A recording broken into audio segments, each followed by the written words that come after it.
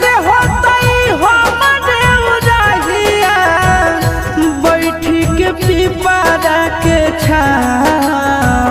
रुक रुक रुक अरे टरेनिया, रुक रुक रुक रे टरेनिया, ले ले चल जनुआ के गाँव। रुक रुक